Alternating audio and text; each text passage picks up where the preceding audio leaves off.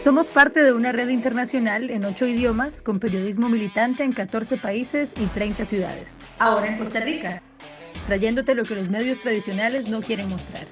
Seguinos en redes sociales, envíanos denuncias y unite a La Izquierda Diario Costa Rica. Modelo de un desastre. Precarización docente en las universidades. En esta nueva edición de Perspectivas de Izquierda, escuchamos las voces de docentes universitarios que luchan y se organizan contra la precarización y las medidas privatizadoras de la educación en universidades de Estados Unidos, México y acá también en Costa Rica. Pero antes de entrar al tema de hoy, vamos a pasar a recordar un poco de cómo fue el acto internacional contra el racismo y la violencia policial impulsado por la fracción trotskista Cuarta Internacional y la Red Internacional La Izquierda Diario. El acto contó con intervenciones desde Francia, Estados Unidos y Brasil y también con saludos de compañeras y compañeros desde Gran Bretaña, Alemania, Chile y Bolivia. Vamos a escuchar las palabras de Marcelo Pablito del MRT de Brasil y de Julia Wallace del Left Voice en Los Ángeles, Estados Unidos.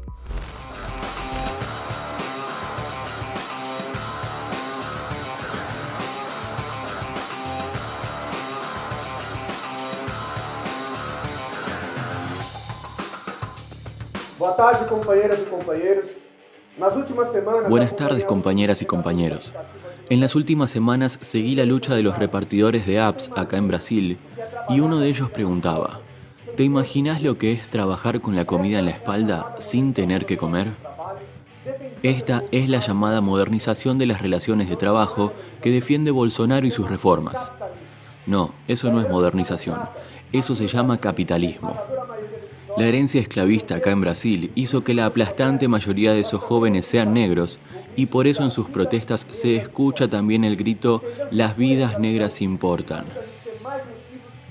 Entender lo que fue la esclavitud nos ayuda a tener más motivos para luchar en contra del capitalismo, este sistema miserable que utiliza el racismo para explotarnos aún más. Usando argumentos religiosos y pseudocientíficos, la burguesía buscó justificar la supuesta inferioridad de millones de personas basada en sus características físicas.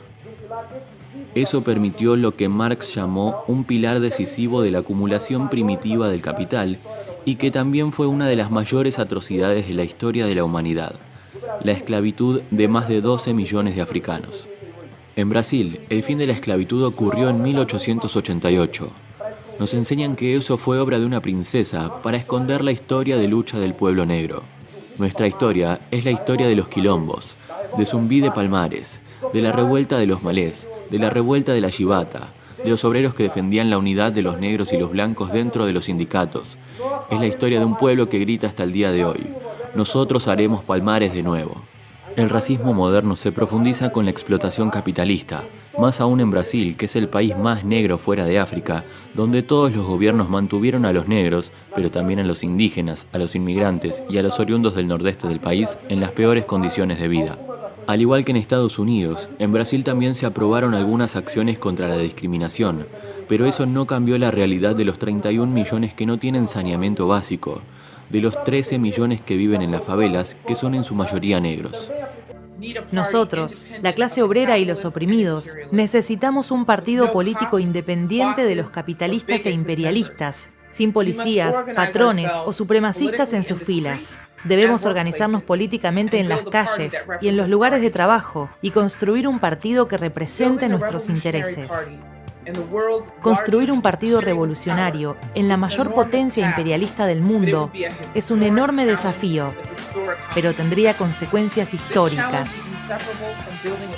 Este desafío es inseparable de la construcción de un partido internacional de la clase trabajadora, que para nosotros es la Cuarta Internacional.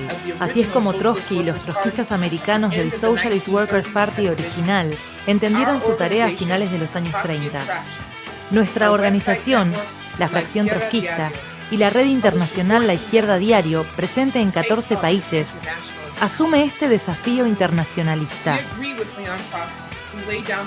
Reivindicamos a León Trotsky, que estableció la estrategia básica para derrocar al capitalismo y construir el socialismo a escala mundial.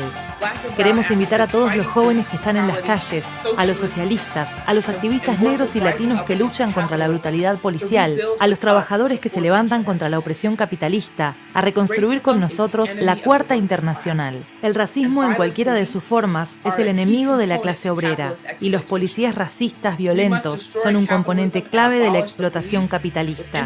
Debemos destruir el racismo y abolir la policía con la solidaridad y la militancia obrera internacional. Continuamos la lucha de los revolucionarios que nos precedieron para construir un futuro socialista. Así que los capitalistas tiemblen, porque deben tener miedo. No nos conformaremos con nada menos que la desaparición del supremacismo, la policía, el capitalismo y el imperialismo. Por un movimiento obrero internacional de los oprimidos, por la revolución socialista. Como dijo Karl Marx en el Manifiesto Comunista, y la revolucionaria negra Assata Shakur escribió en su defensa, no tenemos nada que perder más que nuestras cadenas. Tenemos un mundo por ganar. En universidades alrededor del mundo existen profundas diferencias entre las condiciones laborales y salariales de las autoridades académicas y del grueso de docentes que trabajan en condiciones de precarización, con jornadas temporales y con nulo o casi ningún derecho político o de organización. Por ejemplo, en este momento las medidas de ajuste y de recorte les han afectado fuertemente a este sector. En la Universidad de la Ciudad de Nueva York, por ejemplo, ha habido ya 2.800 despidos recientemente. En México hubo grandes despidos desde que asumió el gobierno de Andrés Manuel López Obrador y también suspensiones salariales. Y acá en Costa Rica, solamente en la Universidad de Costa Rica, el 60% de docentes trabaja en condiciones de interinazgo. Desde México nos habla Alejandra Santamaría. Ella forma parte de la Asamblea de Profesores de la Universidad Autónoma de la Ciudad de México en lucha y también es militante del MTS. Alejandra nos comenta sobre las experiencias de lucha y organización que demuestran que se puede hacer frente a las medidas de ajuste del gobierno de AMLO.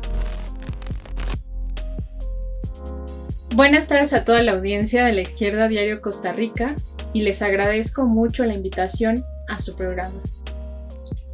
Como trabajadora, soy integrante de una organización de profesores precarizados de la Universidad Autónoma de la Ciudad de México, donde un gran número de educadores accedemos a laborar por periodos semestrales por fuera del contrato colectivo de trabajo sin derecho a la sindicalización, prestaciones o beneficio social.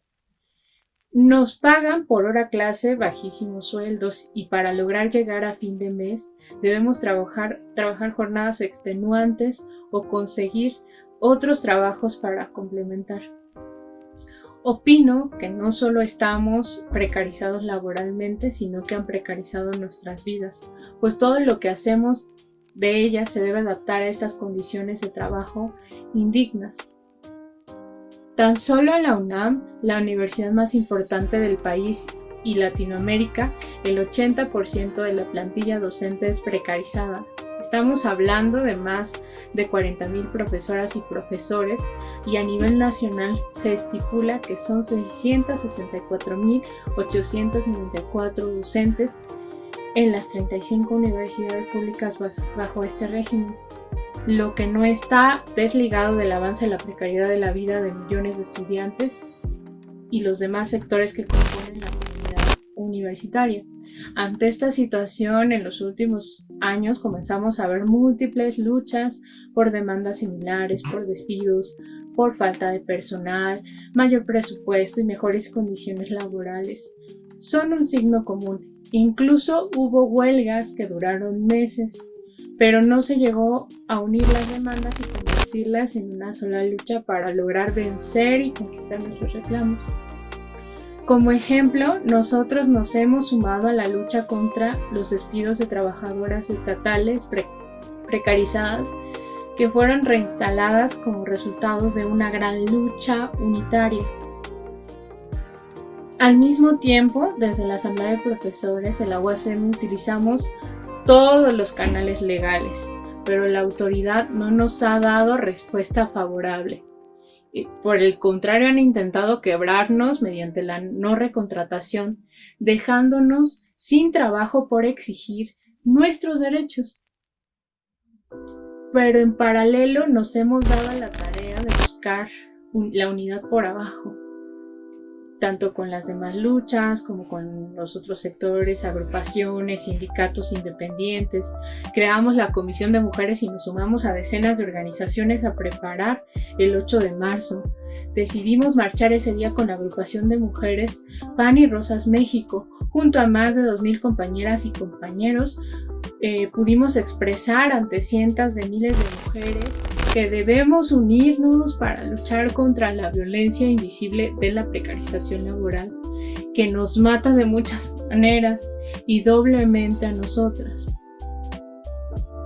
En la pandemia votamos a una comisión de seguridad e higiene para intentar dar herramientas necesarias a los profesores, pero también porque ante la desidia patronal y el nulo control del Estado pensamos que las y los trabajadores deben crear estas comisiones en cada centro de trabajo para protegerse y exigir los elementos necesarios y a la vez comenzar a organizarse por abajo.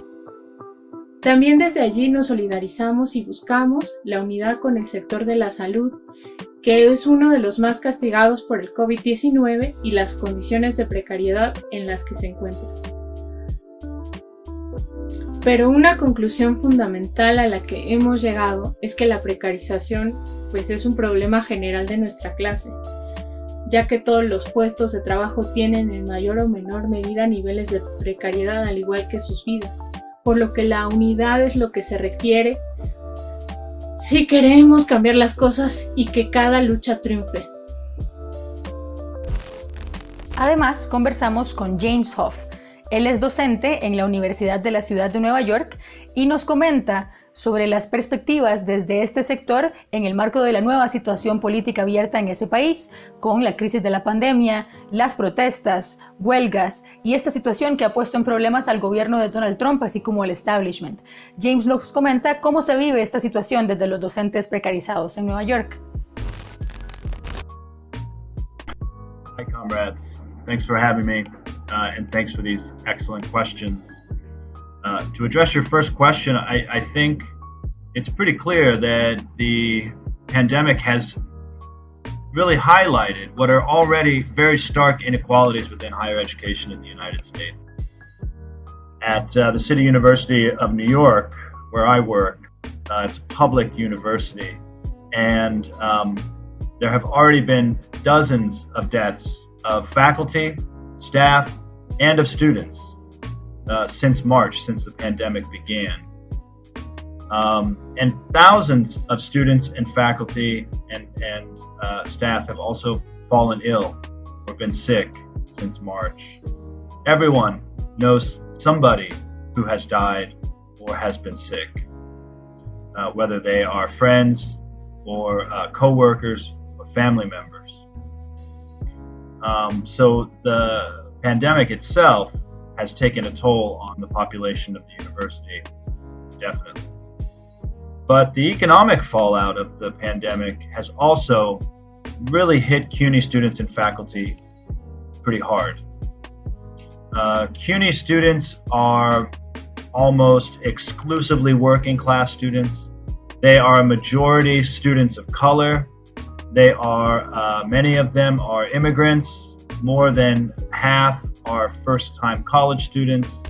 57% are women. So they're already populations that were facing incredible difficulties even before the pandemic struck. And they have really been hit hard by it. Thousands have lost jobs. Many are homeless. And I'm afraid that by the end of this month, many of them will be facing evictions after the city lifts its moratorium on evictions. So that could be a serious problem on the horizon. And of course, these economic impacts have also hit the workers at CUNY very hard, particularly the adjunct faculty, the hyper-exploited part-time adjunct faculty. already 2,800 adjunct workers, faculty and adjunct staff, have been laid off from the university. That's an unprecedented number. I don't know of any university anywhere that has laid off that many people. And so this is a real crisis at the City University of New York right now, and it's something that the union is trying to address and deal with. Unfortunately, I don't think that the union is doing a very good job of that. Currently, their approach to the problem is that they filed a lawsuit against the university. And they filed a lawsuit claiming that the layoffs are a violation of the Coronavirus Aid Relief Act, which is meant to provide aid to students and also to protect jobs. The university has gotten $250 million from the federal government that it's supposed to use for those purposes. And yet, they turn around and have laid off all of these workers. So the union is taking what is obviously a practical step in terms of filing this lawsuit, but it's insufficient. This lawsuit does nothing at all to actually organize these workers to fight back and to fight for their jobs and to organize the rest of the union. There's more than 27,000 members in the PSC CUNY union. And this lawsuit is really doing nothing to organize them to fight to protect these jobs. And so many rank and file members of the union are taking it upon themselves to do this organizing. And Rank and File Action, which is an organization that I helped to found at the City University of New York and of which I'm a member, it's an organization of as the name implies, rank and file PSC CUNY union members, but it also includes graduate students and some undergraduate students and other workers at the university. We are organizing around a petition to force the union to call a strike authorization vote to protect these jobs. It's our view that the only way we're going to protect these jobs is if we go on strike. That is something that's illegal in New York State. It's something that the PSC CUNY union has not done in 20 years under the leadership of the current leadership, but it is absolutely necessary if we're going to protect these jobs. And so already we have hundreds of signatures on this petition demanding that the union call a strike authorization vote. And that will hopefully be the first step towards taking real job actions to protect these jobs before the fall semester begins. En Costa Rica, el gobierno del PAC recientemente propuso un proyecto de ley para atacar a sectores medios y a la clase trabajadora, con reducciones de jornada y también de salario. Para conversar sobre cómo se perciben estas políticas y otros ataques, hablamos con Esteban Fernández, docente interino de la Universidad de Costa Rica, quien ha formado parte de los esfuerzos de organización de las personas interinas en esta universidad. Él también es militante de Organización Socialista. Esteban nos comenta cómo se perciben estas políticas desde ese sector. Hola, gracias por la invitación y un saludo a las personas que nos están viendo a través de las redes sociales. Costa Rica, como otros estados del mundo, no ha sido la excepción, y la crisis económica que podríamos asociar a la pandemia de COVID se le ha cobrado centralmente a la clase trabajadora, sea a través de despidos, reducciones de jornadas, ataques al salario, etc. Además de esto, el gobierno de Carlos Alvarado ha tenido una política de prácticamente no cobrarle un centavo a ninguno de los grandes empresarios que tienen dinero suficiente para vivir en estas circunstancias, y toda la crisis, además de cobrarse a los sectores trabajadores, la ha llevado también hacia el gasto público, particularmente atentando, digamos, o atacando la educación pública universitaria.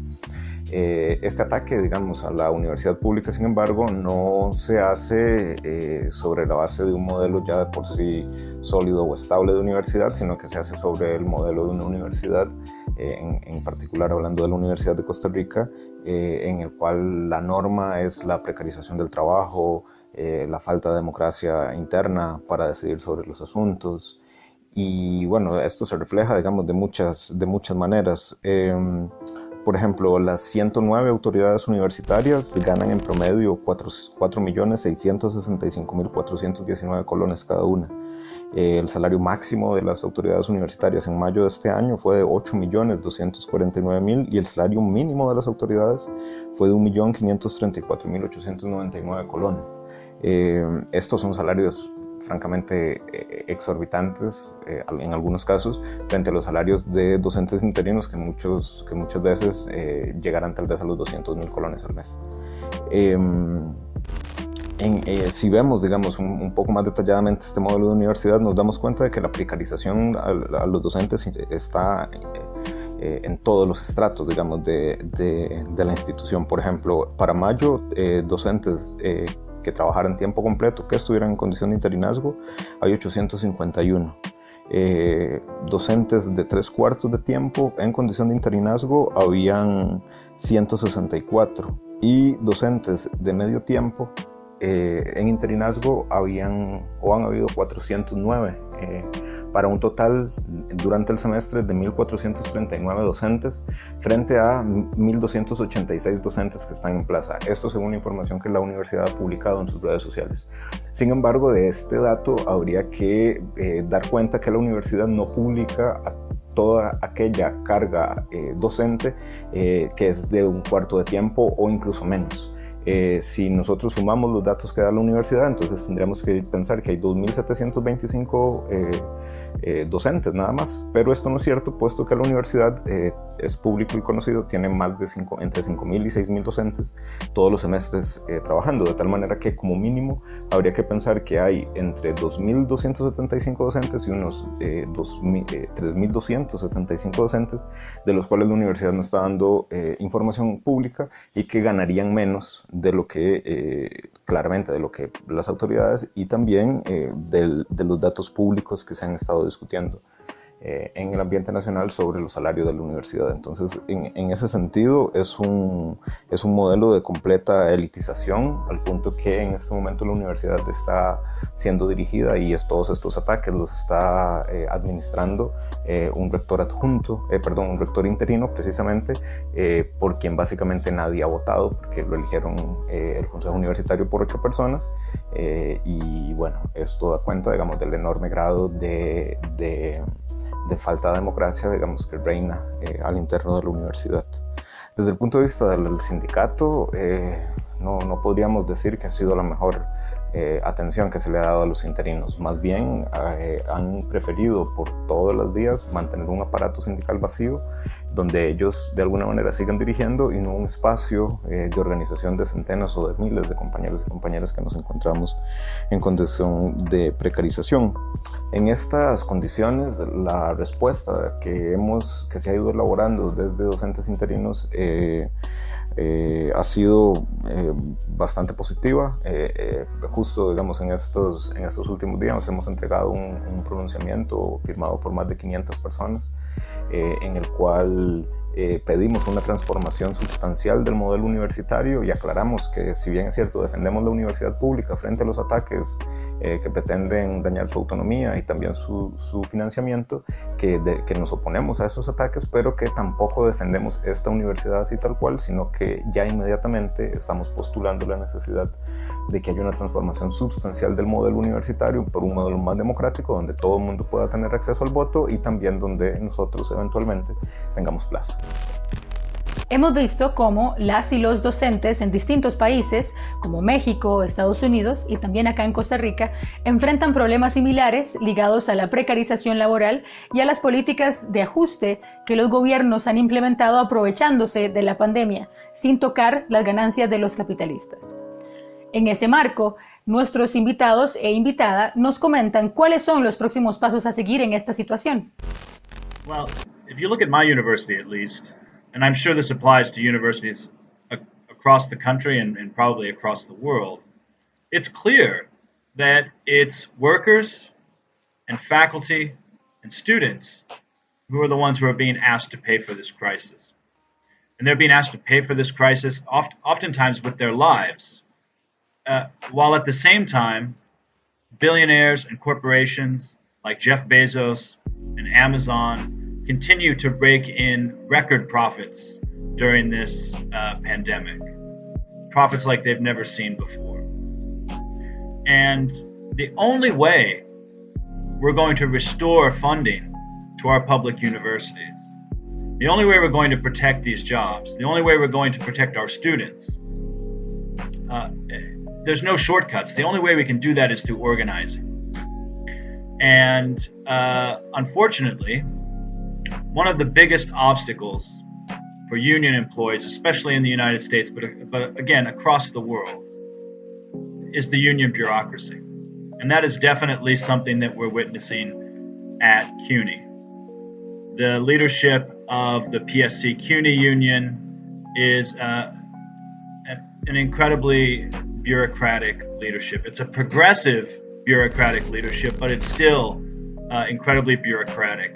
And the leaders are really adapted to and committed in many ways to the structures of capitalism. They're not interested in challenging the status quo. They're not interested in challenging capitalism. They've adapted themselves to it. And they're really only interested in protecting their own continued privileges and the existence of the organizations that they lead. But they're really not interested in struggle, except in only the most superficial ways. And so to fight back against this, union workers absolutely need to form rank and file organizations within their unions that are capable of pushing back against the union bureaucracy and forcing the union bureaucracy to take action when needed, to take militant action when needed, like strikes.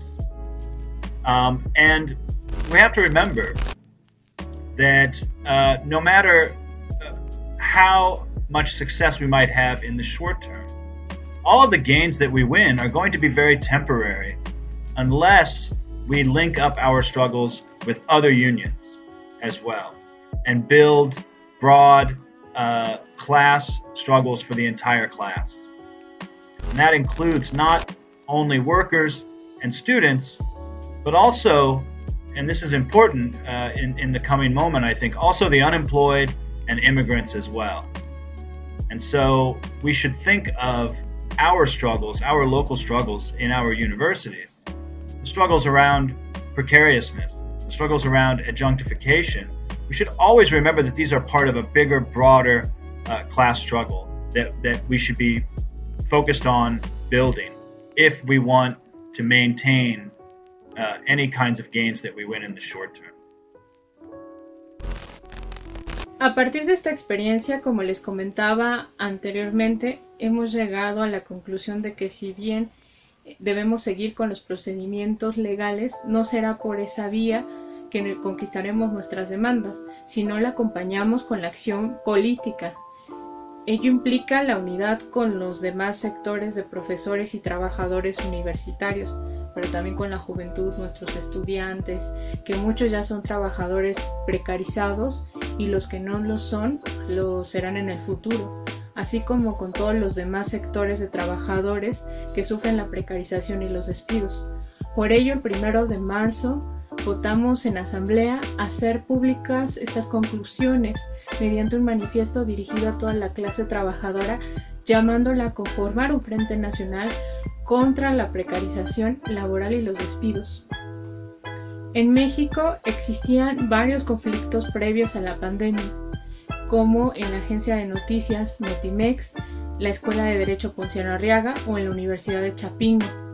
Anticipándonos al confinamiento, propusimos unirnos para exigir al gobierno la resolución de todos los conflictos antes de entrar en cuarentena por el riesgo que suponía, incluso para nosotros mismos, ya que al no contar con un salario seguro para realizar el debido aislamiento, debíamos salir a buscar el sustento exponiéndonos al virus, agravado por la falta del servicio de salud al estar desocupados. Pero hoy esas luchas seguimos exigiendo la resolución de nuestras demandas a 4 meses de la pandemia. Ya en mayo, luego de participar en un programa en la Izquierda Diario México, hablamos de la necesidad de un frente nacional. Comenzamos a recibir cartas de agrupaciones, de trabajadoras y trabajadores abrazando nuestro llamado y sumándose a él. Y juntos convocamos a una amplia reunión desde un llamado unitario.